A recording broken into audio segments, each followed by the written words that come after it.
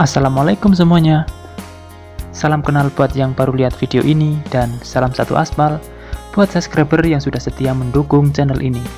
Bertemu lagi dengan saya di channel Sawah Deso, channel yang membahas mengenai pembangunan infrastruktur di Indonesia. Di sini semua konstruksi dibahas secara terbuka dan mendalam dengan kemasan yang ringan.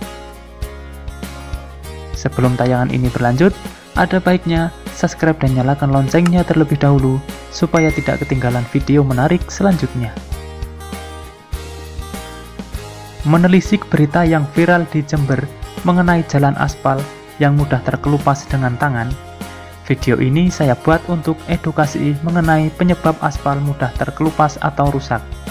Sebenarnya aspal rusak atau mudah terkelupas ada beberapa sebab. Di sini akan saya kupas semuanya mengenai konstruksi jalan yang mudah rusak. Entah itu yang rusak karena kesalahan teknik di lapangan atau ulah pemborong yang hanya mencari untung. Perlu digarisbawahi, saya tidak bilang kontraktor, karena biasanya dari pihak kontraktor sudah dihitung sesuai standar. Hanya saja, saat diaplikasikan di lapangan masih diakali lagi. Oleh karena itu, video ini saya buat untuk mengedukasi masyarakat supaya tahu penyebab jalan aspal mudah terkelupas, dan supaya masyarakat juga ikut memantau pembangunan jalan di daerahnya masing-masing.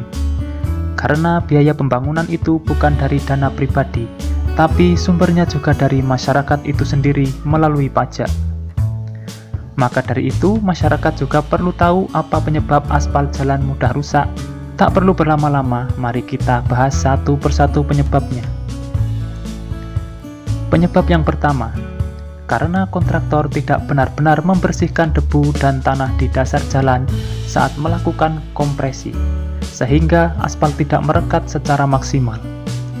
Seharusnya dilakukan pembersihan sebaik mungkin supaya tidak ada kotoran di jalan sebelum penghamparan aspal. Penyebab kedua ialah penghamparan aspal sehabis turun hujan, karena akan membuat kondisi dasar jalan menjadi basah saat aspal dihampar, sehingga aspal tidak bisa merekat dengan baik.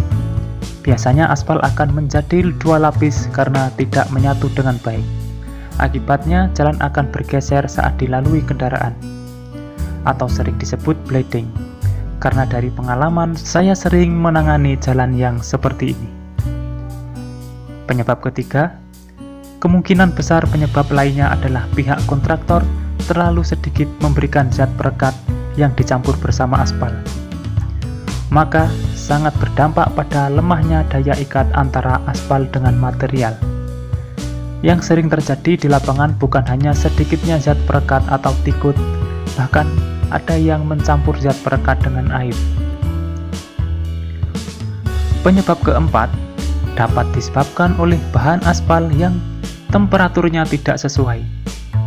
Bisa kurang panas atau justru pemanasannya terlalu tinggi sehingga aspalnya gosong. Kalau ini biasanya kesalahan teknis di AMP. Aspal gosong sudah pasti saat dihampar tidak akan mau merekat satu sama lain. Biarpun sudah digilas berulang kali, hasilnya tetap sama.